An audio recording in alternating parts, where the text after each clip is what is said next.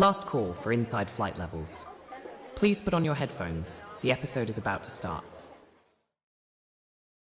Herzlich willkommen bei Inside Flight Levels. Bei uns geht es hier um effektive Unternehmenssteuerung. Mein Name ist Klaus Leopold, ich bin der Erfinder von den Flight Levels und mein Co-Pilot quasi heute ist in diesem Podcast ist der Markus Brandl. Ja, hallo Klaus, schön dich mal wieder zu hören in einer weiteren Episode. Genau, Markus Brandl, mein Name, Co-Founder der Flight Levels und heute in einer besonderen Episode, denn wir haben eine Guest-Episode, also wir haben Gäste dabei. Und diese Gäste kommen vom Deutschen Rundfunkarchiv und um ehrlich zu sein, wusste ich gar nicht bis vor 4 Monaten oder 5, dass es sowas gibt wie ein Deutsches Rundfunkarchiv. Aber umso mehr freue ich mich, dass ihr dabei seid und vielleicht, liebe Anja und lieber Andreas, könnt ihr einmal kurz ein paar Sätze zu euch sagen. Starten wir mit der Anja. Ja, dankeschön und vielen Dank, Klaus und Markus, dass wir dabei sein dürfen. Ja, Anja Hartkopf, ich bin seit 10 Jahren im Deutschen Rundfunkarchiv und komme so klassisch aus HR-Funktionen, habe unterschiedliche Positionen im operativen bis strategischen HR-Management, auch in Leitungsfunktionen oder Führungsfunktionen gemacht. Und so bin ich auch zum Deutschen Rundfunkarchiv gekommen und seit aber nunmehr 3 Jahren zusammen mit meinem Teampartner Andreas zuständig im DRA für Organisationssteuerung und Organisationsentwicklung. Andreas. Ja, Andreas Dahn.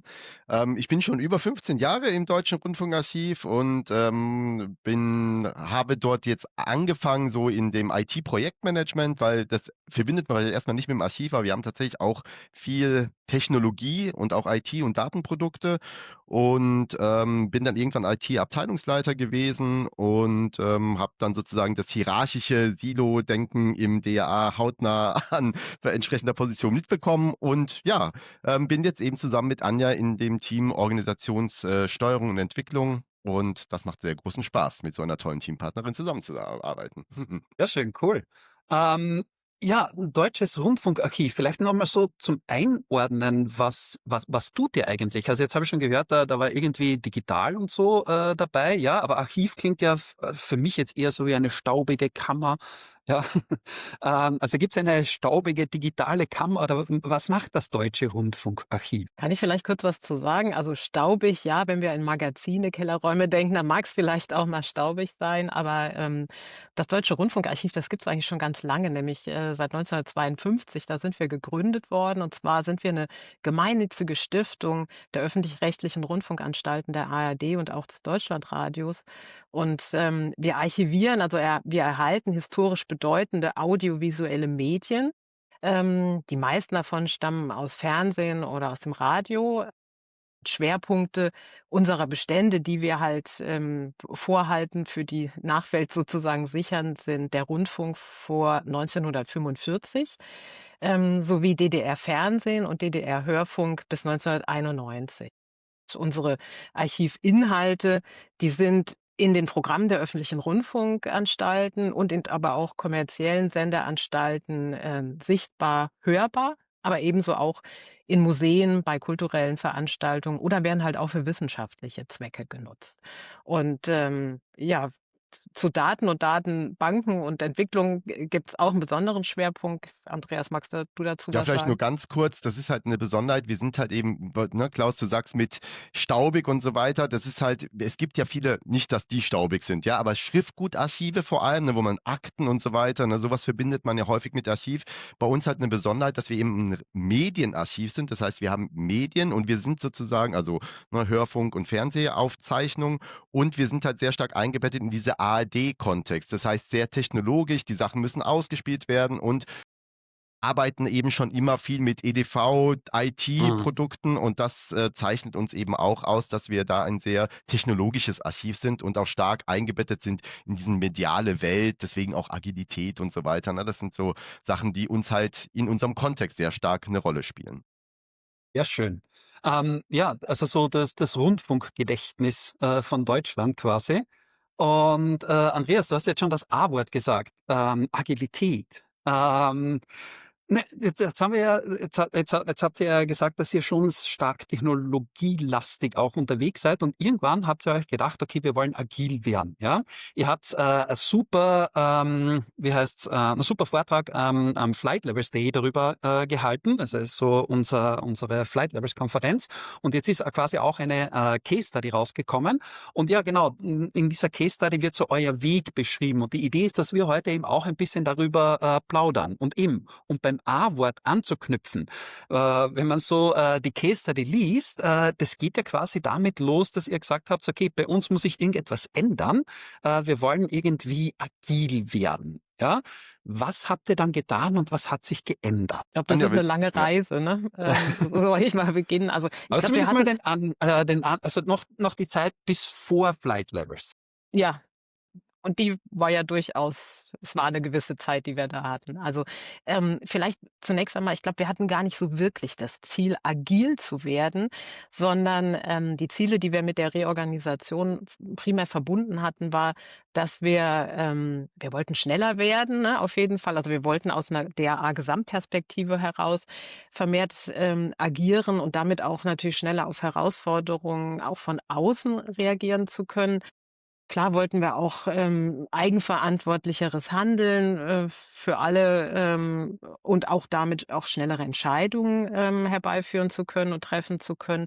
Und das war uns von Anfang an schon mit klar, wir wollten dieses, was bislang in einer wir kommen aus einer klassisch-hierarchischen, Struktur, auch Führung in einer Funktion, das wollten wir aufbrechen in fachlich und disziplinarisch getrennte Rollen. Und, wir dachten aber schon auch, dass wenn wir die Teams agil machen oder wenn die Teams agil werden, dann ist das schon die halbe Miete. Aber wir mussten halt schon feststellen, dass wir eben dann nicht schneller und eigenverantwortlicher geworden, waren, sondern dass eigentlich der gegenteilige Effekt eingesetzt hat, nämlich wir sind langsamer und intransparenter geworden und ein Stückchen auch unselbstständiger. Ja, und vielleicht kurz so ergänzen. Also was natürlich eine große Rolle spielt, ist den Begriff kennt ihr ja bestimmt auch, VUCA-Welt, ja, also dass halt die Welt einfach viel unberechenbarer geworden und es trifft halt gerade für den medialen Bereich auch zu, ne? Also das klassische lineare Fernsehen und Hörfunk, also das ist ein Riesenumbruch, der da gerade insgesamt auf die Medienwelt einprasselt und in der wir uns auch einfach ständig neue Herausforderungen, und da war wirklich die Idee, wir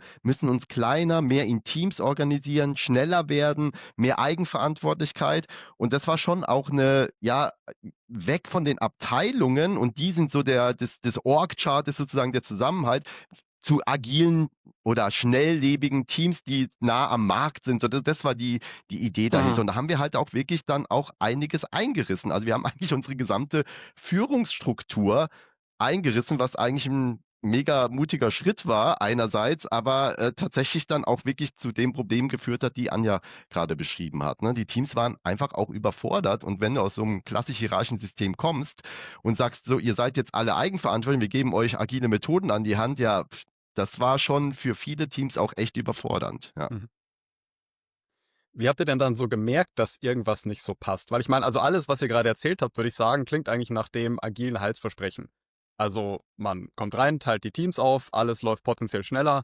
Wir haben in der agilen Welt die Verantwortlichkeiten. Jeder weiß aus seiner Rolle als sei es Scrum Master oder Product Owner, was eigentlich zu tun ist. Aber irgendwie höre ich ja so raus, es lief ja nicht so, wie man sich das vorgestellt hat. Woran habt ihr das denn gemerkt, dass ihr irgendwie vielleicht, also ich weiß nicht, falsch abgebogen, aber dass die Dinge nicht so laufen, wie sie laufen sollten? Also was vielleicht wenn man sich das jetzt nochmal so retrospektiv betrachtet, ne, hatten wir eigentlich am Anfang, wenn man jetzt schon sehr viele Alarmzeichen. Ja, also es fing allein schon damit an, dass diese Teamstruktur, die haben wir sozusagen am Reißbrett entwickelt, schon mit Kollegen, ehemaligen Führungskräften, sage ich jetzt mal. Aber da gab es schon riesen Widerstände, weil die Teams so gesagt haben, ihr habt jetzt da so ein großes Team gemacht, also wir haben irgendwie sehr wenig Arbeitszusammenhänge. Warum sollen wir denn jetzt ein Team sein? Also das heißt, das startete sozusagen schon mit, dass die Teams selbst sich gefragt haben, warum sind wir jetzt eigentlich ein Team? Und es gab schon Ideen dahinter natürlich. Und wir dachten auch, das ist der richtige Weg. So, das war schon mal ein großer Widerstand, der einfach von Anfang an schon da war. Und was sich dann halt sehr schnell rausgestellt hat, ist dieses, naja, wenn ich jetzt ein Team habe, das eigentlich vielleicht so aus mehreren Subteams besteht und wir sagen, wir haben einen Teamvertreter und der bringt dann Sachen auch in Gremien ein und so weiter, der war auch völlig überfordert teilweise, weil der ja jetzt gar nicht, ja, dann hieß es so, naja, da muss ich jetzt aber nochmal das Produkt da fragen, weil das weiß ich gar nicht so genau. Also wir haben uns irgendwie so künstlich die Sache so ein Stück weit erschwert und das waren auch so Rückmeldungen, die wir sehr schnell von den Kolleginnen und Kollegen hatten. Boah, wir haben so viele Meetings und dann, aber so richtig arbeiten tun wir da ja auch nicht. Und also so, das war auf jeden Fall etwas, was man sehr schnell gemerkt hat, dass die Organisationsentwicklung, wie sie genannt haben, ein Riesenthema wurde und Leute auch überfordert waren. Und auch so etwas, wir haben viel mit agilen Methoden und gesagt, ey, ihr müsst auch selber, zum Beispiel war so ein Thema Moderationswechsel, ja, nicht immer derselbe, sondern alle sollen mal moderieren. Ey, das hat Leute echt mega unter Stress gesetzt, die halt zu sagen, ey, ganz ehrlich, ja, jetzt, ich bin so eigentlich ein introvertierter Typ, ja, und soll jetzt hier auf einmal eine Moderation machen von, auch wenn es nur ein Joe Fix ist, aber die waren dann echt, also wir haben die Leute auch mit den agilen Methoden, die wir so ein bisschen eingetrichtert haben, teilweise echt überfordert und auf einmal stand halt gar nicht mehr so sehr die Arbeit im Vordergrund, sondern eben ne, das, was sie ja auch sagt, so die agilen Methoden, ja, oder ihr müsst jetzt in dem Team funktionieren und es muss halt jetzt irgendwie laufen, ne? Ihr seid ja jetzt selbstverantwortlich, ja. Ja. Das ist sehr spannend. Da höre ich raus. Das heißt, ihr habt quasi das agile Spiel in die Organisation getragen, habt aber die Mitarbeiter gar nicht so auf die Reise mitgenommen und Mitarbeiterinnen zu sagen, möchtet ihr eigentlich in der Form das auch so tun oder auch wie können wir das Ganze eigentlich gestalten? Kann man das so sagen? Also, ich würde sagen, wir haben schon versucht, sie mitzunehmen, ne? Wir sind in die Reorganisation gestartet und hatten eine Projektgruppe, die sich so, ne, aus Führungskräften, aus Mitarbeitenden zusammensetzte, die wollten sozusagen, ne, die da, Spaß dran hatten, was Neues aufzustellen.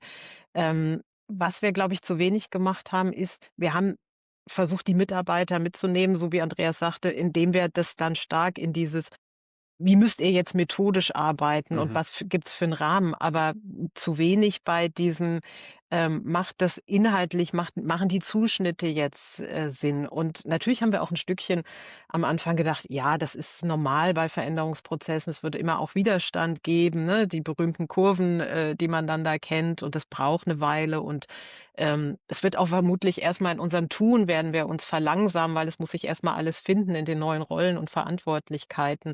Also, viel mit diesem: „Wartet's mal ab, das wird schon noch Ja. irgendwie.“ Aber und das ist, wie Andreas sagte, da gab's eigentlich verschiedene Alarmglocken, die wir hätten hören können und vielleicht auch hören müssen, aber wo wir immer noch selbst auch geglaubt haben, das braucht halt einfach jetzt 'ne Weile und dann wird es schon. Und Mhm. das wurde dann aber nicht. Okay. Ja, aber ihr habt ja irgendwie die Kurve bekommen. Also, unter Anführungszeichen. Also, wenn man so die Case Study liest, da gab es ja dann irgendwann so einen Flight Levels Moment, wo ihr irgendwie auf Flight Levels gestoßen seid und wo ihr dann gesagt habt, okay, das könnte eventuell etwas adressieren. Könnt ihr da mal ein, zwei Worte verlieren, was das überhaupt war, was bei euch resoniert hat und ja, was waren so die ersten Schritte?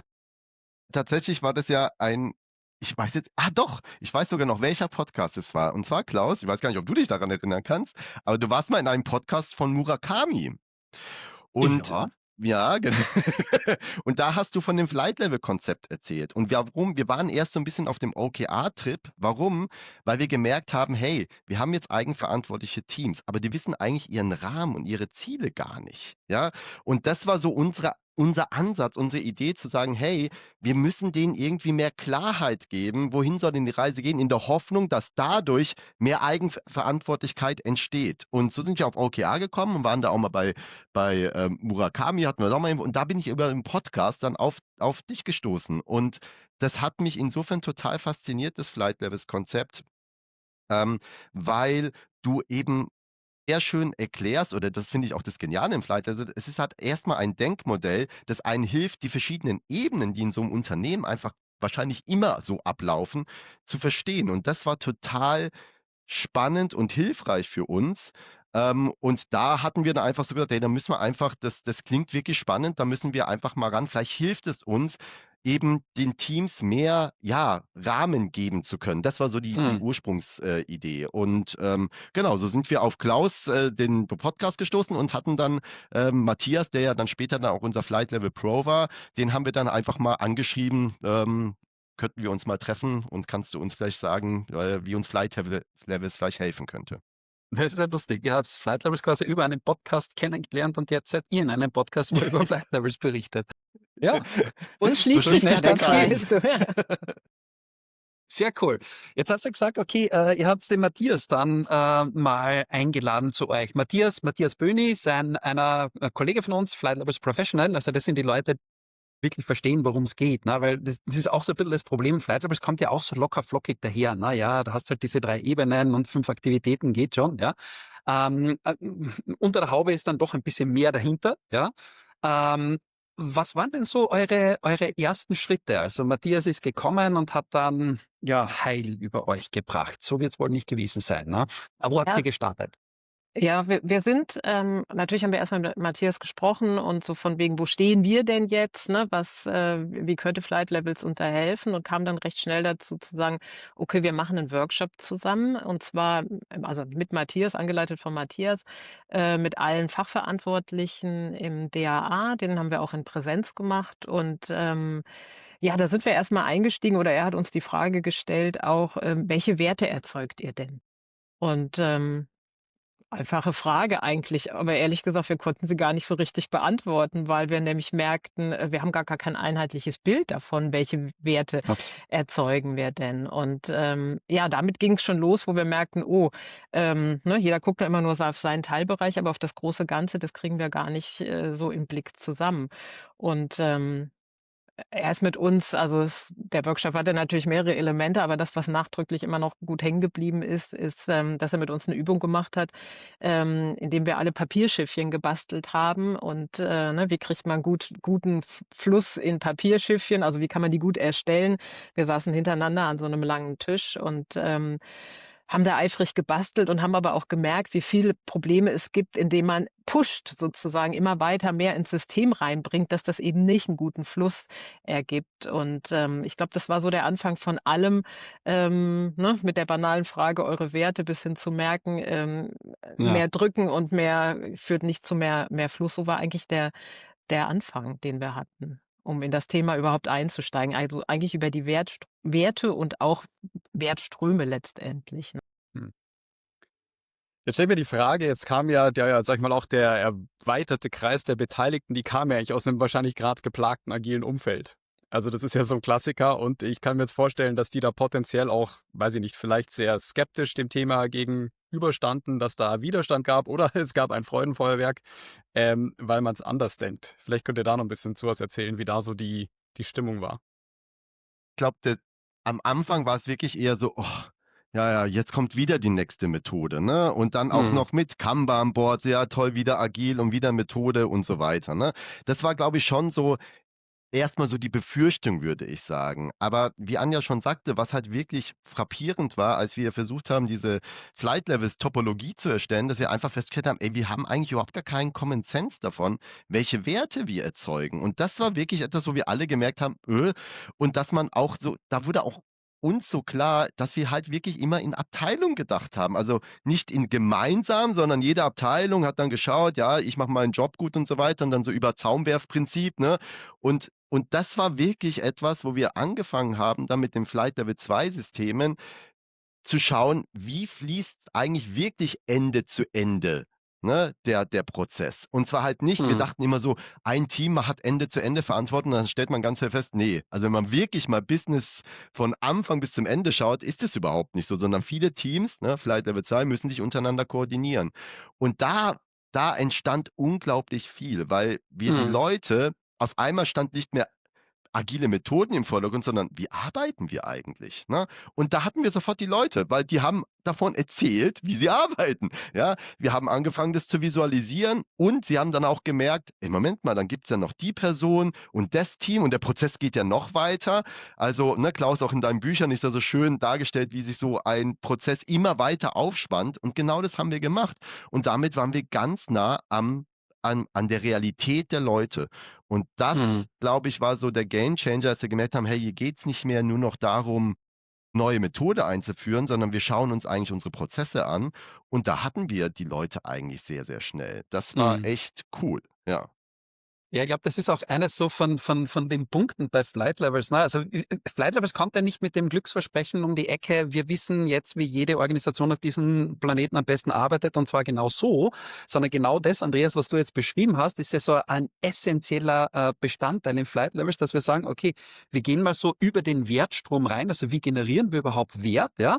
Aber die Leute finden das quasi selbst raus, ja? Also du bist irgendwie ja beim Explorieren und natürlich, wenn du das rausfindest, dann merkst auch, wo es irgendwo klemmt, logischerweise in deinem Wertstrom. Und dafür gibt's halt leider, zumindest habe ich selten oder nichts gefunden, so allgemeine Antworten, sondern es ist halt wirklich situationselastisch, ja. Beim DRA ist halt das ein Thema und deswegen müssen wir das eben so adressieren. Ja, und das geht halt schwer so mit einer Blaupause. Ja, und das heißt, vom Markus die Frage war ja auch eben die Leute mitbekommen. Das heißt, habe ich das jetzt rausgehört oder wollte ich es raushören, dass das auch ein Punkt war, dass die quasi verstanden haben, was jetzt abgeht sozusagen bei Ja, euch. Ja, Ja? also vor allem, ich würde sagen, also verstanden vielleicht erst im zweiten Schritt, aber im ersten war es halt einfach zu sagen, wir haben ja angefangen, sie zu befragen, wie sieht denn eure Arbeitsprozesse eigentlich aus? Und da konnten sie halt drauf antworten. Ne? Dann ging es da Hm. richtig darum, oh Gott, ich muss jetzt eine Moderationsrolle einnehmen und weiß eigentlich gar nicht, ja, sondern wirklich zu verstehen, ey, ich erzähle erst mal von meiner Arbeit und dann, weißt du, das war auch so was Tolles, diesen Wertströmen, wirklich Ende zu Ende. Jeder sagt ja erstmal, ja, das brauche ich ja, was erzählt denn ihr mir jetzt Neues? Das kenne ich doch alles. Ich arbeite ja ständig. Aber dann zu sehen, Hey. Moment mal, das geht ja noch viel weiter, ne? Ja. Und das war wirklich das Coole. Und da haben wir auch festgestellt, also manchmal, ohne jetzt zu sehr ins Detail zu gehen, aber manchmal saßen wir echt zusammen, haben dann gefragt, sag mal, ist ja eigentlich verrückt, dass das überhaupt irgendwie funktioniert, weil die linke Hand weiß ja manchmal wirklich nicht, was die rechte eigentlich tut, aber es funktioniert dann trotzdem irgendwie, aber halt nicht perfekt. Ne? Aber das war wirklich etwas, wir konnten auch in diesen Analysen feststellen, wo gibt es denn Probleme zwischen Teams, ne, in der Hm. Koordination. Und das traf die Leute halt auch so an ihre Arbeitswirklichkeit. Und da haben wir die Leute wirklich sofort Sehr cool. gehabt. Ne? Also da gab es keinen Widerstand, sondern Bereitschaft zu erzählen einfach. Das war irgendwie echt schön. Da ist mir aus der Case Study eine Zeile hängen geblieben. Da steht, es war eine objektive, klare Abbildung des Problems, ganz ohne Schuldzuweisung. Also schon fast wie wenn man sagt, man, weiß ich nicht, schau dem Vokabular nach, so, wie ist das Idealbild, was bedeutet es? Und ich kann mir vorstellen, also, dass da vielleicht auch so eine Erkenntnis entstanden ist, dass es nicht darum geht, die Menschen zu agilisieren, sondern die Arbeitsweise. Also das, was wir eigentlich tatsächlich oder was ihr tatsächlich tun wollt oder worum es auch im Kern geht. Ja, unbedingt. Also ich würde sogar sagen, das war eben, was Anja vorhin sagte. Wir dachten halt, wir machen die Menschen agil und dadurch wird die Arbeit schneller, ne, und Hm. besser. Aber eben, wir haben überhaupt nicht die Prozesse und das Verrückte ist ja, wir wussten ja gar nicht, was unsere Wertströme, was unsere Wertprozesse sind. Also wir wussten nicht mal, wo müssen wir denn ansetzen, um agiler zu werden in unseren Prozessen, weil wir sie noch gar nicht visualisiert, wir hatten noch gar keinen gemeinsamen Common Sense davon. Ja. Dem Moment, wo diese Visualisierungen auch entstanden, ne? Also das, was du Markus sagtest mit den wir konnten auf einmal gucken, ganz ohne Schuldzuweisung, weil das wurde so versachlicht. Man war auf einmal an der Sache dran und nicht so: „Oh, jetzt warten wir schon wieder auf XY, weil die kommen nicht bei, dies oder jenes zu tun“, sondern in dem Moment, wo klar wurde, also, ich bin hier eingebunden, der Prozess aber noch hat davor und danach noch sehr viel mehr. Und wenn es hier stockt oder hier stockt, dann warten auch die anderen danach, weil es nicht weitergehen kann. Das hat, Mhm. glaube ich, ein ganz anderes Verständnis noch mal reingebracht, wie wichtig es ist, diesen guten Fluss, diesen guten Ablauf Mhm. hinzukriegen, ne?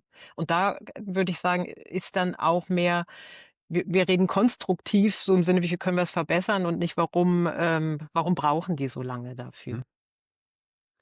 Das ist jetzt, wenn ich mal ein bisschen rauszoome, also jetzt habe ich, glaube ich, recht gut verstanden, wie das so ablief, also wo ihr herkamt, was ihr gemacht habt und was ich jetzt daraus höre, das geht ja Richtung Flight Level Systemarchitektur, glaube ich. Also zu Mhm. sagen, man skizziert mal die gesamte Landschaft, ihr schafft euch erstmal Klarheit, also da haben wir im letzten Podcast drüber gesprochen, Klaus, Organisationen kennen verdammt gut ihre Organisationscharts, aber sind sehr schlecht darin eigentlich zu verstehen, wie schaut eigentlich die Wertschöpfung aus. Das heißt, das war für euch auch der zentrale Startpunkt, um das Ganze auch zu nutzen, um die Dinge aus verschiedenen Perspektiven, ich nenne es jetzt mal objektiv, ich glaube, es ist nie rein objektiv, aber die Dinge auch zusammenzukleben. Also ein gemeinsames Verständnis über verschiedene Bereiche zu schaffen.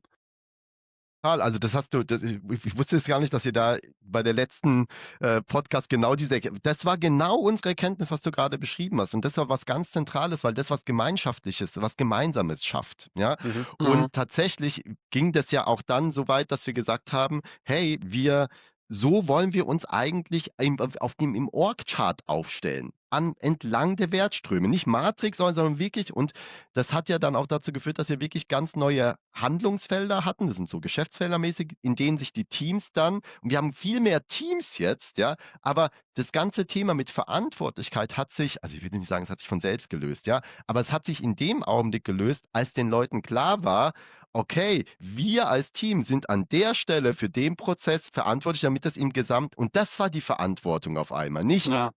ich bin jetzt Sachgebietsleiter und muss halt da irgendwie, sondern, ich bin an der Stelle im Prozess dafür zuständig, dass das weiter da float, ja. Und das Ja. hat die Verantwortung. Und das ist auch total cool, weil die Verantwortung liegt dann in der Arbeit und wir sind ein Unternehmen, das einen sehr hohen Purpose hat, ja. Also die Leute arbeiten gerne im DAA und sind gerne für ihre Arbeit verantwortlich. Und das ist, glaube ich, echt so der absolute Gamechanger gewesen, von dem wir, also ohne diese Wertströme, wäre ganz vieles nicht möglich, was eigentlich Agilität und Eigenverantwortlichkeit überhaupt erst ermöglicht. Ne? Das ist erst dadurch entstanden. Und das ist wirklich etwas total Wertvolles, was wir wirklich dank Flight Levels eigentlich erst rausgekriegt haben. Ja. Ja, cool. Wirklich der Baustein, auch wenn es natürlich echt ein Kraftakt war, diese Mhm. Wertströme, also diese Abläufe sozusagen besprechbar und damit auch sichtbar, zu machen, zu visualisieren. Aber das würde ich sagen, hat sich rückblickend wirklich, wirklich gelohnt, ja. Also nicht nur, weil wir selber jetzt mehr, davon verstehen, sondern auch diese Verortung: Wo bin ich in diesen ganzen, Abläufen, Wertströmen verortet? Wo ist der Teil meiner Arbeit da drin? Ja. Ja, also vielleicht ist das irgendwie, zumindest ich habe so eine Hypothese, dass diese Flight-Level-Systemarchitektur und auch dieser Fokus auf die Wertströme, das ist in vielen Fällen sowas wie vielleicht ein fehlendes Vokabular. Also wir kennen ein Org-Chart, ja, und beim Mhm. Org-Chart kann ich dann sagen, ich zeige hier drauf und das muss schneller werden und das muss besser werden und dieses Team muss irgendwas anders machen und die Teams legen wir zusammen. Wir haben quasi etwas, wo wir draufgreifen können und Kästchen verschieben können und etwas tun können. Aber jetzt ein Wertstrom zum Beispiel, ja, verdammt schwer. Ne? Also welche Wertströme gibt's überhaupt? Und dann ist es ja so, also eine Company hatte nicht nur einen Wertstrom, ne? Du hast ja mehrere Wertströme. Wo gibt's die Wechselwirkungen dazwischen? Da fehlen uns auch die Ausdrucksweisen und deswegen geht man halt auf das Org-Chart, weil das kennt man, ja. Aber ich glaube, das ist eben so die Pointe von der Flight-Level-Systemarchitektur, dass wir eben quasi eine Sprache haben und dass wir eben diese Analysen dann auch machen können. Und was ja nicht heißt, dass sich dann bei der Organisationsaufstellung nie etwas verändert, ja. Also es kann sein, dass sich natürlich beim Org-Chart auch was verändert, aber wir gehen nicht ran und sagen, okay, cross-funktionale Teams oder Tribes oder was auch immer, das ist der heilige Gral, sondern es kommt über ein Verständnis über die eigene Organisation, dass sich eventuell in der Aufbauorganisation auch etwas ändern muss.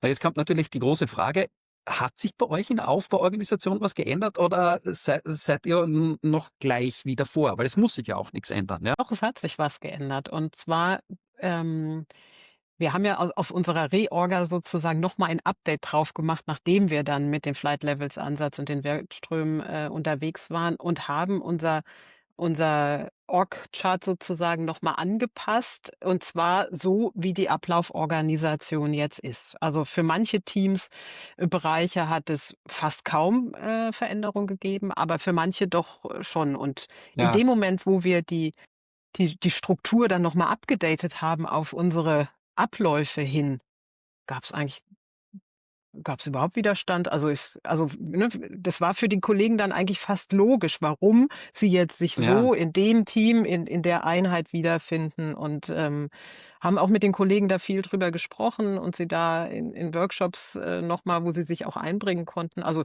ich fand, das war relativ geräuschlos, oder, Andreas? Ja, und konkret, ne, ich hatte ja vorhin das Beispiel, ein Teamvertreter, der eigentlich für mehrere Subteams irgendwie zuständig war, ne? Aber da haben wir halt jetzt einfach 3 Teams draus gemacht, ne? Und Ja, haben gesagt, wir haben einen Product Owner für jedes Produkt so und damit war das Problem gelöst. Ne? Und witzigerweise mussten die sich auch gar nicht groß koordinieren, weil sie eher so für ein Produkt standen. Schon, ne? Die mussten sich dann eher mit IT oder sowas koordinieren. Und dann waren ganz viele Sachen einfach kein Thema mehr. Und Mhm. vielleicht zumindest, ich möchte noch mal kurz mitgeben, weil das ein Element ist, das schon auch wichtig ist. Generell bei uns, was wir auch gemacht haben, damals schon bei der Reorga, wir haben ja diese fachliche und disziplinarische Führung voneinander getrennt. Und wir haben die disziplinarische, dazu haben wir wirkliche People Manager eingestellt. Das sind wirklich keine Fachleute, auch keine ehemaligen Führungskräfte, sondern systemische Coaches und so weiter. So, und als die am Anfang reinkamen, war dann so, ja, was ist denn eigentlich deren Rolle? So, sind die jetzt Führungskräfte oder und dadurch, dass so viel Verantwortlichkeit unklar war, ne, war da ganz viel projiziert drauf und es war irgendwie ganz komisch. Und jetzt ist es wirklich so, wir haben unsere Product-Owner und die Teams wissen auch, ich bin an der Stelle für den Prozess verantwortlich und die People Manager begleiten jetzt die Teams, unterstützen sie, wenn es Konflikte gibt, wenn es Koordinationsprobleme gibt. Und jetzt sind die auch wirklich wirksam. Also nicht, dass sie vorhin überhaupt nicht wirksam waren, aber jetzt werden sie wirklich wirksam, weil sie werden nicht mehr als Führungskräfte wahrgenommen, sondern als Supporter, damit die Teams besser funktionieren und auch die persönlich, also auch in der Personalentwicklung natürlich. Ne? Und das ist echt mega, weil ich würde wirklich sagen, Flight Levels hat uns dazu gebracht, dass all die guten Ansätze, die wir haben, jetzt auch wirklich wirksam werden. Ne? Das ist echt cool. Ja.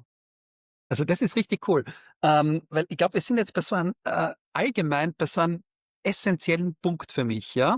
Also jetzt könnten wir natürlich sagen, also wir werden später noch hinschauen, was habt ihr erreicht oder so. Ne? Jetzt nehmen wir mal an, ihr habt dadurch ganz, ganz viel erreicht. Jetzt könnte man natürlich von außen drauf schauen und sagen, okay, DRA hat Folgendes gemacht, hat, keine Ahnung, den Wertstrom so aufgebaut, hat die Teams so umgebaut, hat People Manager eingestellt. Also ich könnte aus der Geschichte, die ihr jetzt erzählt, eine Blaupause generieren. Ja, dann könnte ich sagen, das DRA-Modell, bitte dieses DRA-Modell jetzt bei allen Companies einführen, weil dann wird es genau gleich gut laufen wie beim DRA. Und wir wissen alle, so wie wir hier setzen, dass die Antwort ist, nein, das ist ein kompletter Schmarren, nicht Scheiß. Also, ne? Aber das ist genau die Pointe, wo man mit Flight Levels quasi, also nicht Flight Levels hat etwas gemacht. Andreas, ich glaube, ihr habt es gemacht. Ihr habt Flight Levels mehr oder weniger genommen als irgendwie ein Werkzeug, was euch hilft, damit ihr für euch die eigene Arbeitsumgebung baut. Und ich glaube, das ist so ein komplett essentieller Punkt, der immer wieder auch falsch verstanden wird. Also du schraubst ja nicht Flight Levels rein, sondern dadurch Flight Levels ist so ein Rahmen, der dir irgendwie hilft, der spannende Fragen stellt, aber die Antworten, die gebt ihr. Das war eure Entscheidung, dass ihr People Manager einstellt, das war eure Entscheidung, dass ihr, keine Ahnung, diese Teams zusammenlegt, aber eben basierend auf Erkenntnis, die ihr habt, weil ihr eure Wertströme gesehen habt, die Zusammenhänge, wo staut sich's und so weiter und nicht, weil es in irgendeinem blöden Framework oder Blueprint drinnen steht, ja. Und das ist für mich so der wesentliche Punkt. Das finde ich so cool, dass ihr den jetzt so schön, ja, bestätigt habt oder rausgearbeitet habt, weil das ist so mein großer Glaubenssatz, dass es nur so funktionieren kann und nicht über irgendeinen Blaupause. So, jetzt habe ich viel abgesondert, aber das war mir jetzt wichtig, weil wir irgendwie voll auf den Punkt gekommen sind und der ja, ist für mich spannend. Markus, sag du mir was. Ja, ich habe ich habe gerade mich an eine Zeit erinnert zwischen der Flight-Level-Systemarchitektur, also dass man sagt, man findet erstmal raus, welche Flight-Level-Systeme hat man in der Organisation und die Zeit danach. Und das ist ein spannender Übergang, finde ich, auch in der Praxis. Das heißt, wenn wir jetzt mal da so hingehen, ihr kommt jetzt vom Chaos so Richtung Klarheit, dann würde mich mal interessieren, wie sah es aus? Ihr habt jetzt verstanden, welche Flight-Level-Systeme braucht ihr und dann ging es ja auch darum, sage ich mal, die konkret in die Umsetzung zu bringen. Da würde mich jetzt zwei Sachen interessieren. Einmal, wie war diese Phase? Also wie habt ihr euch auch entschieden, was sind jetzt die wichtigen Flight-Level-Systeme, die ihr umsetzen möchtet? Aber auch, so aus meiner Erfahrung, danach beginnt eine kritische Zeit, denn sie können Momentum verlieren. Das heißt, die Euphorie ist oft recht groß nach der Systemarchitektur. Man sagt, genauso machen wir es, alle sind dabei. Dann kommt der Alltag. Und das ist oft so ein bisschen wie so ein Kinoerlebnis. Man hat eine gute Zeit für 2 Stunden und danach ist dann doch wieder alles gleich. Und da würde mich jetzt mal interessieren, wie ging es euch unmittelbar, also wie habt ihr entschieden, welche Systeme ihr baut und wie ging es euch dann in der Zeit danach, wo es darum ging, die konkreten Flight-Level-Systeme umzusetzen? Mhm. Soll ich mal anfangen, Anja? Ja, gerne. Also, super spannende Frage. Also der erste Schritt war ja, dass wir ganz viele Wertstromboards gebaut haben. Wir haben das auf dem Whiteboard gemacht, auf so einem digitalen, ne? Da haben wir, und danach haben wir dann eigentlich unsere Reorga gemacht, ne? Und das war etwas so, wo man wirklich gemerkt hat, ey, es kommt, alle sind froh, ja, wir können wieder besser arbeiten, ja, auf einmal war das Thema, die Organisationsentwicklung war gar nicht mehr so sehr das Thema. So, und jetzt hast du zwei spannende Aspekte angesprochen. Ich würde mal sagen, wir haben einige Flight-Level-Systeme identifiziert, die gesagt haben, ey, da ist super viel Koordination notwendig, ne? Und wir wollen auch besser messen können. Und da sind wir genau in dieses reingetreten, was du meintest, so ein bisschen, dass nicht, dass wir Momentum verloren haben, aber dass wir gemerkt haben, also jetzt brauchen wir erstmal was anderes als so ein Concept Board, ja, oder ein Whiteboard, weil ja, da kannst du nicht wirklich messen mit, ja. Ja. Und natürlich kommt man stärker in wirklich das operative Teamgeschäft rein und dann ist so ein bisschen, ja, wie wollt ihr jetzt controllen oder was? Ja, also was für Zahlen wollt ihr jetzt da auf einmal? Also das war so ein bisschen genau das, ne? Warum wollt ihr jetzt messen? Wie lang dauert das denn jetzt eigentlich von Ende zu Ende? Ich würde nicht sagen direkt Widerstände, aber so ein bisschen Fragezeichen auch, ne? Und das war so das harte, in Anführungszeichen, Basisgeschäft an der Stelle. Und wir haben auf einer anderen Seite auch festgestellt, hey, hier geht es eigentlich jetzt gar nicht mehr so sehr darum, dass wir ein Flight Level System 2, das haben wir jetzt und wir haben es auch strukturell gut abgebildet, sondern jetzt kommen eher so Fragen, ja, wohin wollen wir uns eigentlich entwickeln? Also, ne, dass Teams gesagt haben, ja, wir brauchen jetzt mal sowas wie eine Strategie, weil wohin wollen? Und da haben wir auch einiges so gemerkt, ne, führt uns ja dann auch zu Flight Level 3, dass wir festgestellt haben, Mensch, ähm, die Arbeit läuft jetzt wieder, aber eigentlich fehlt so ein bisschen so der Rahmen, wohin soll es denn jetzt eigentlich wirklich gehen? Und witzigerweise waren wir dann wieder an dem Punkt, an dem wir eigentlich gestartet sind mit OKRs. Wir wollten ja den Teams mehr Rahmen geben, damit sie eigenverantwortlich arbeiten können, ja? Und das war auf einmal und ist immer noch so ein großes Thema bei uns. Wie kriegen wir jetzt eigentlich diesen Rahmen gut hin? Weil Arbeiten, das funktioniert schon, aber in welche Richtung eigentlich? Welche Produkte brauchen wir überhaupt noch? Das sind solche Fragestellungen, die jetzt eigentlich so auf dem obersten Level stehen, ne? Genau. Ich würde noch vielleicht ergänzen, da fällt mir noch zu ein, nicht nur zu dem Thema Messen, sondern auch Sachen oder Dinge sichtbar machen, ne, transparent werden zu lassen. Also, nachdem wir, dann von dem Whiteboard sozusagen in ein Tool übergegangen sind, war natürlich auch damit klar: „Oh, damit kann ich sehen, wo steht denn mein Paket, wo steht denn das Paket der anderen? Soll das denn überhaupt so sein?“ Also, dieser Momentum des: „Wie gläsern werden wir im Team, wo geht es hin?“ Da sind wir allerdings, glaube ich, relativ gut drüber gekommen, weil den Kollegen, die dann auch damit gearbeitet haben, sie die Vorzüge gesehen haben, wie gut man sich da koordinieren kann und was es im Team Ja. verbessert und dass es eigentlich gar nicht mehr so interessiert, wie lange steht jetzt die Karte von der Anja da, wie lange hat die in Bearbeitung, sondern kommen wir insgesamt mit dem Thema gut voran. Also, das fand ich so rückblickend eigentlich erstaunlich. Ich glaube, da hatten wir gedacht, das gibt mehr Aufregung, aber die gab's an der Stelle gar nicht. Ne, ich glaube, ihr habt's also jetzt so, ohne dass ich euren Fall jetzt genau kenne, aber ihr habt das Tool wahrscheinlich auch zu einem schlauen Zeitpunkt eingeführt. Mhm. Also, ihr habt's nicht, gesagt: „Okay, wir wollen jetzt, keine Ahnung, agil werden oder Flight Levels machen und das Erste, was wir tun, wir suchen uns mal ein Tool aus“, sondern, ihr habt zuerst eben die Wertströme quasi, identifiziert. Ihr habt ein Gefühl bekommen, wie das Ganze funktioniert. Ihr habt gearbeitet und dann war das Tool eben wirklich ein Werkzeug, was ihr tut, unterstützt. Das Tool kann ja diese Arbeitsweise, also die kann die Arbeitsweise nicht erfinden.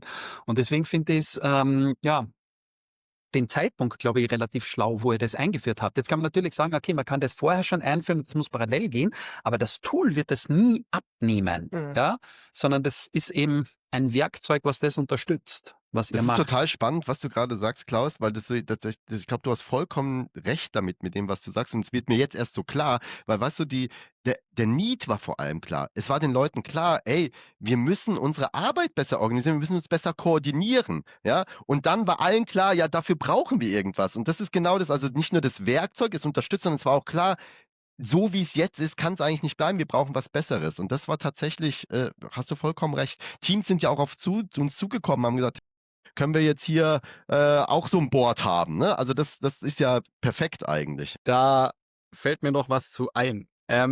Und zwar, mich würde mal so ein bisschen interessieren, wie sich jetzt auch, sage ich mal, das Miteinander oder das Zusammenarbeiten verändert hat. Also, ich schaue es grad mal in deine Richtung an, ja, weil also, ich kann mir vorstellen, gerade aus der Organisationsentwicklung heraus, erlebe ich auch oft in der Praxis, dass sich dann auch die Rolle, sage ich mal, innerhalb von so einem Flight-Level-Konstrukt etwas verändert. Also, es wirkt weniger, sage ich mal, wie, so ein so ein Beiwagen, sondern, es hat eher so das Gefühl, dass man quasi zusammen irgendwie was schafft in 'ne gemeinsame Richtung. Auf jeden Fall. Also, ich sage mal, Zusammenarbeit hat sich, glaube ich, insofern verändert, weil und verbessert, weil wir wirklich mehr aus einer Gesamtperspektive heraus, aus der Art gucken. Das ist ein Weg, den wir noch zu gehen haben, keine Frage, aber ich würde sagen, so die ersten Dinge, spüren wir auf jeden Fall, dass sich da was verbessert hat, also in der Art und Weise, wie wir, versuchen, unternehmerisch zu denken und zu handeln, dass das Thema Verantwortlichkeiten sich verändert, verbessert hat, weil eben jetzt klarer ist, für was ist ein Team verantwortlich, für Mhm. welche Verantwortlichkeit trägt ein Product Owner, ne, die People Manager und so weiter. Es ist weniger und auch aus diesem Aspekt heraus, wir müssen dafür sorgen, dass wir müssen das Problem lösen und weniger dieses: „Ach, ne, da war doch jetzt früher die Führungskraft XY, dann soll die sich doch irgendwie den Kopf dazu Mhm. machen.“ Da kommt keiner mehr, der das für die Mhm. löst. Also, ähm, Unterstützung zu holen, wie gehe ich damit um? Das ist nach wie vor da. Das ist auch 'n Teil des Jobs, den Andreas und ich, haben. Aber das hat sich auf jeden Fall verändert. Also, es ist mehr die Konzentration auf die Arbeit selber und Mhm. weniger dieses, na ja, Methoden hier und da und ist das sinnhaft, so oder so zu machen, sondern ich glaube, wir sind wirklich wieder in so 'n ruhigeren Fluss gekommen. Wie gesagt, da ist noch viel zu tun und wir sind da noch lange nicht am Ziel, aber das finde ich, ist, das, wo wir jetzt sind und, oder Andreas, wie siehst du das? Aber was ich noch total spannend finde, ist, dadurch, dass wir ja unser Org-Chart so umgebaut haben, dass es wirklich wir haben jetzt Handlungsfelder, die entsprechen unseren Hauptwertströmen. Und dann ist halt wirklich das Coole, und das ist ja bei vielen Organisationen nicht so, ne? Dann hast du Abteilungen und die sind immer nur ein Teil des Wertstroms und die gucken aber immer auf ihr Silo. Und jetzt Mhm. haben wir wirklich etwas geschaffen, dass die Verantwortlichkeit klar ist für den Wertstrom und vor allem dieses unternehmerische Denken. Das finde ich echt mega, weil dieses gesamthafte Denken ist dann, wir schauen alle auf unsere Wertströme, nicht mehr auf Abteilungen, sondern wirklich auf die, und das bringt wirklich dieses unternehmerische Denken, dass wir haben sogenannte Handlungsfeldkoordinatoren, die haben auch ein gemeinsames Verständnis, welche Werte erzeugen, welche Probleme haben wir auch? Und das ist aus meiner Sicht ein riesen Gamechanger zu früher. Ich war ja früher auch mal Abteilungsleiter. Und ganz ehrlich, ich habe dann auf meine Abteilung geschaut, dass der gut geht. Ja, mich hat nicht interessiert, jetzt war ein bisschen überspitzt formuliert, wie am Ende der Wert aussieht, sondern das ist wirklich ein mega großer Change. Und das ist letztlich auch runterskaliert bis zu den Produkten, ne, auf der Teamebene. Das ist echt, hat sehr viel verändert. Ja. Bevor es gleich zum Klaus weitergeht, möchte ich noch kurz auf ein Thema eingehen. Und zwar, was ich jetzt auch so ein bisschen rausgehört habe, ist, dass ihr eigentlich auch in dem ganzen Vorgehen viel Verantwortung übernommen habt. Also ich glaube auch, das ist was mit Flight Levels so einhergeht, also sich Dinge bewusst machen und auch bewusst zu entscheiden, wir möchten das tun. Jetzt habt ihr auch den Matthias Böhni erwähnt sozusagen, der euch als Flight Level Professional da begleitet hat. Und was ich mal beobachte, ist so im Raum oder in der Welt der Flight Level Professionals, die Begleitung ist doch etwas anders, als wie man es vielleicht erwarten möchte. Gerade wenn es darum geht, selbst Fähigkeiten aufzubauen. Also möchte ich schneller laufen lernen, bringt es mir nichts, wenn ich jemand zuschaue, wie er schnell läuft, sondern ich muss selber irgendwie aktiv werden. Und da würde mich mal so ein bisschen interessieren, wie ging es euch denn damit? Also, war das eine andere Erfahrung? Oder habt ihr gedacht, der Andreas kommt jetzt und der repariert's, wir lehnen uns zurück und, fragen ihn, wann er denn da fertig ist mit, der Transformation 2.0? Den Gedanken hatten wir nicht, dass er kommt und irgendwie so der Heilsbringer ist und das für uns macht. Ähm, aber ich glaube doch, wir hatten am Anfang schon, und das hat super gut gematcht mit Matthias, ne? Das ist, wir fühlten uns gleich gut aufgehoben und auch verstanden bei ihm.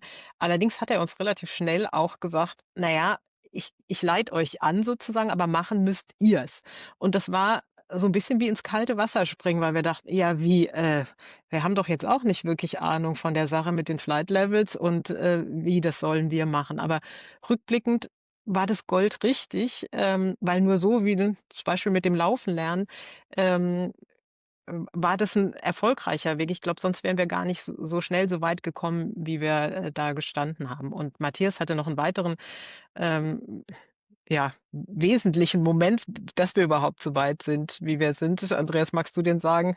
Ähm, Ja, also das passt ganz gut. Also was Matthias und auch was ich toll finde, dass ihr Hilfe zur Selbsthilfe sozusagen. Ne? Und da ist natürlich deswegen auch wichtig, dass Anja und ich welche waren, die im Haus auch das voranbringen konnten. Ne? Das ist ja auch nicht immer Mhm. gegeben. Aber was ich wirklich mal sagen muss, und das sage ich jetzt mal so ganz generell für ein bisschen diese Flight Levels Pro Community, ja, ey, ihr seid auch echte Brains, wirklich. Also, weil das war wirklich total inspirierend, was der Matthias uns, weißt du, er hat uns gezeigt, wie wir agieren und wie wir vorgehen sollen. Aber er hatte mehrere Momente, wo wir wirklich gesagt, ey Mensch, da wären wir selber nie drauf gekommen, ja, weil wir zu sehr im Wald sozusagen stehen. Und er hat halt so eine Art, so eine Flight-Level, was ist keine Topologie, sondern er hat uns so einen Chart gemacht, wo er gezeigt hat, das sind unsere Flight-Level-Systeme und so fließen die Flight-Level-Items dadurch. Und das war wirklich, das war Wahnsinn. Und er hat uns erklärt, wie wir funktionieren. Und das hätten wir so selbst nicht hingekriegt. Und das mache ich mit Brain. Also da kommt wirklich auch toller Input. Wir haben tolle Sparring-Sessions mit ihm gehabt, wo er uns immer wieder gesagt hat, ey, denkt mal da dran und da dran. Also ist auch mehr als Hilfe zur Selbsthilfe, sondern wirklich mit sehr hohem Analyseverstand auch richtige Inputs geben. Ne? Das ist schon Cool. echt cool. Ja.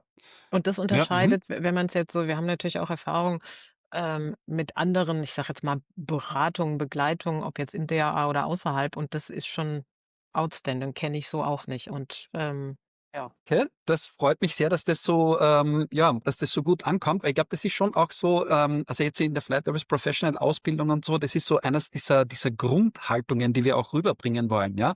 Also das Problem und die Lösung gehört nicht dir als Flight Service Professional, das gehört deinen Kunden, ja.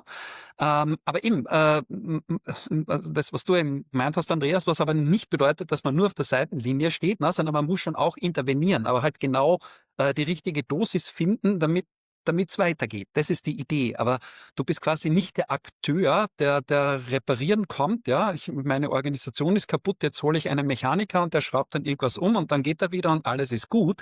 Das wird so nicht funktionieren. Das muss von innen kommen. Ja, und finde ich cool, dass ihr das genauso rückmeldet. Weil, wie gesagt, das ist wirklich so das Zentrale, auf dem das eigentlich aufbaut. Ja, sehr cool. Naja, wenn ich auf die Uhr schaue, wir müssen schon langsam, oder wir müssen gar nichts, aber wir könnten mal so in Richtung Zielgerade einbiegen.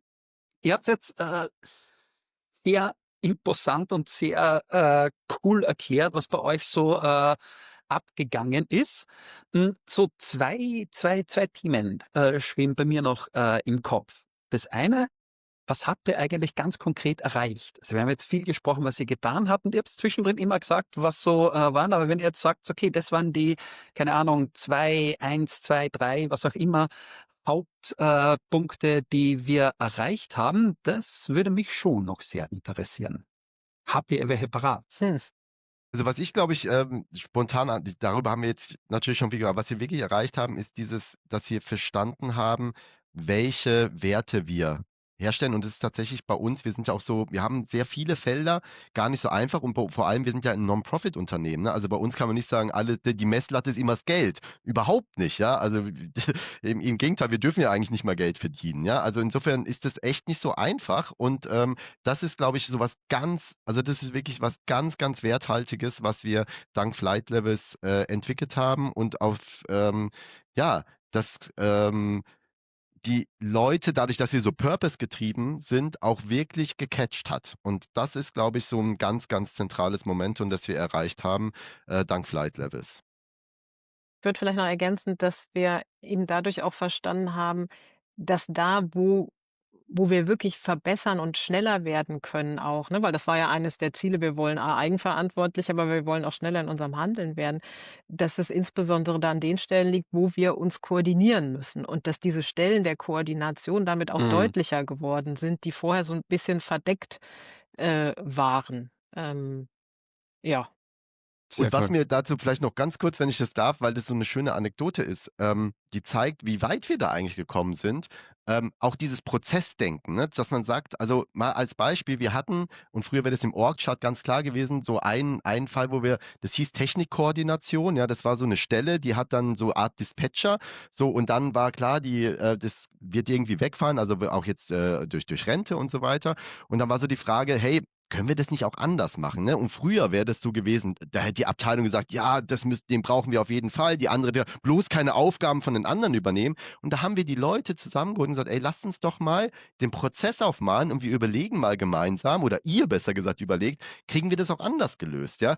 Und das war so cool, weil alle voll mit dabei waren und überlegt haben und es gab keine Grabenkämpfe, sondern und so einen gemeinsamen Spirit, und wir haben dadurch ja eine komplette Stelle, die wir für andere Sachen jetzt einsetzen können, eingespart. Oder eine halbe Stelle war es, ne? Aber mega, ja. Und Ja, zeigt so ein bisschen Eigenverantwortlichkeit am Prozess sein und das wäre früher völlig anders gewesen. Ja. Mhm. Das nice. stimmt. Ja, das ist sehr inspirierend und schön zu hören. Also das ist, wie soll ich sagen, also wenn ich jetzt aus einer Organisationsperspektive euch zuhören würde, dann würde ich mich fragen, wo muss ich starten, was kann ich machen? Und da geht jetzt auch, sage ich mal, meine nächste Frage hin. Also was würdet ihr denn Unternehmen raten, die sozusagen in einer ähnlichen Situation stecken wie ihr vielleicht oder da, wo ihr herkommt? Also was würdet ihr denen mitgeben, wenn ihr die beraten dürftet? Die wichtigsten Punkte. Ja, Ich glaube, der wichtigste ist, guckt auf eure Wertströme. Also, ne, genau das, wie wir auch angefangen haben. Wie laufen die Prozesse? Wie erzeugt er Werte? Und guckt auf eure Abläufe und eben nicht auf die Aufbauorganisation und versucht da Kästchen zu verändern, sondern das führt zu, nach unserer Erfahrung, nicht wirklich zum Erfolg, sondern kommt von den Abläufen her.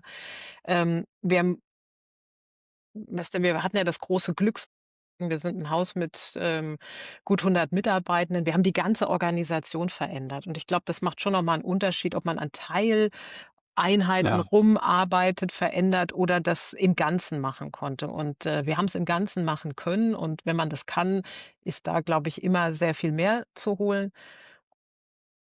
Der Punkt, die Empfehlung, na ja, denkt auch vielleicht mal drüber nach, die Trennung von disziplinarischer und personeller Führung, also das wirklich in unterschiedlichen Funktionen. Wir sind damit so 'n bisschen als der Exot gestartet, vielleicht auch belächelt worden, aber für uns ist es auch ein Teil des Erfolgs, den wir jetzt hatten, ja. cool. Ja, Vielleicht noch, ja, nee. na, Ja, ich wollte Andreas, nur noch hast du noch ergänzen, was? ich wollte noch sagen, ich glaube, also du hast ja selber gesagt, es gibt keine Blaupause, ne? Aber was ich glaube ich wirklich an dem Flight Level, wenn man sich über die Werte, es gibt ja bestimmt auch Unternehmen, die wissen ganz genau, wie ihre Wertströme sind, ne? Dann aber okay, gut.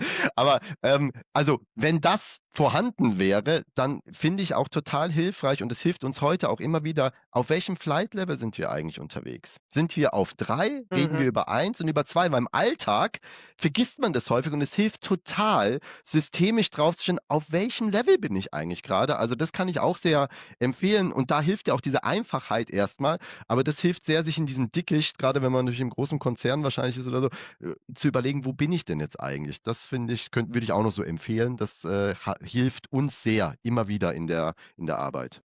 Sehr cool. Apropos Denkmodell, ja, genau.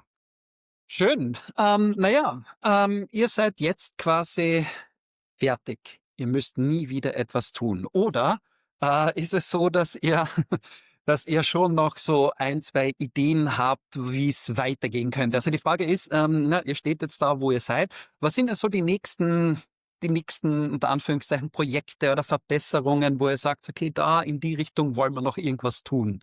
Gibt's da was? Ja, Ich Flight sehe Level 3 Nicken. auf jeden Fall, ne? Das ist jetzt, Mhm. hatten wir ja vorhin schon angedeutet, dass wir tatsächlich dass uns der strategische Rahmen, dass das etwas total Wichtiges ist und der ist auch inhaltlich gar nicht so einfach zu erarbeiten für uns, ne? Da hilft uns jetzt Flight Level erstmal nicht direkt, aber ihr habt ja auch dieses SOFI-Konzept, das ist ein ganz spannendes Modell, um zu sagen, ne, aber trotzdem die Inhalte müssen wir ja da selber reinfüllen.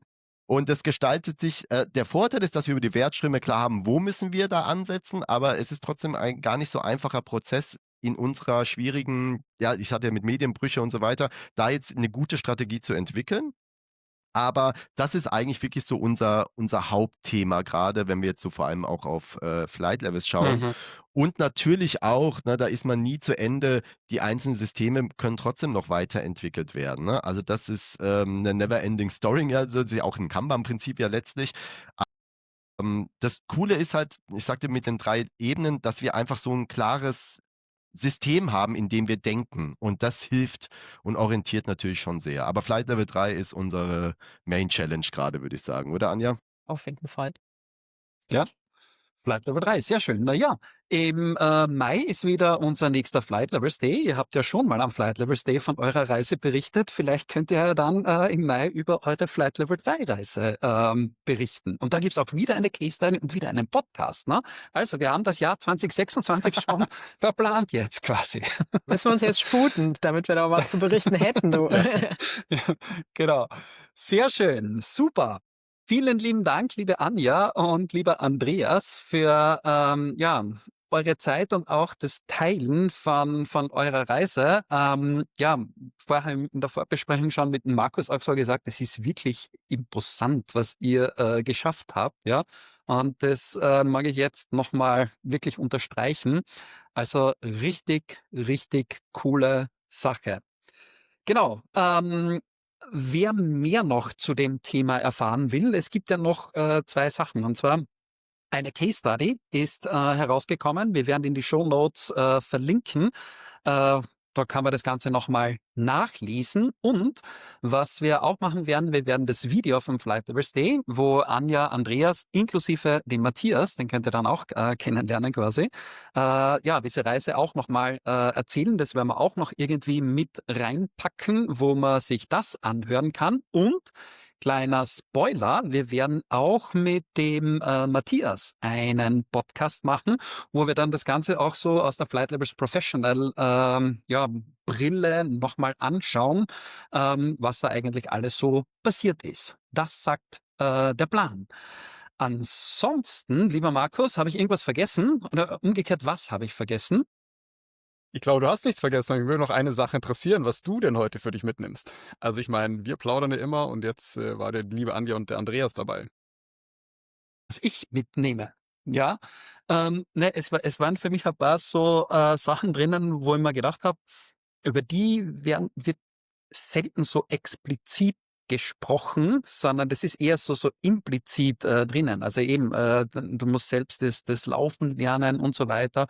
Aber eben auch das, dass man jetzt nicht das DRA, wir müssen jetzt ja dann international sein, wenn man das sagt, ja, das DRA-Modell aus dem extrahiert, was ihr getan habt, ja, und das bei anderen Companies reinschraubt, das waren für mich so wirkliche Highlights, wo ich mir denke, oh wow, cool. Also das kommt nicht von mir, sondern das kommt aus der Praxis jetzt. Das war für mich schon sehr, sehr cool. Bei dir, Markus?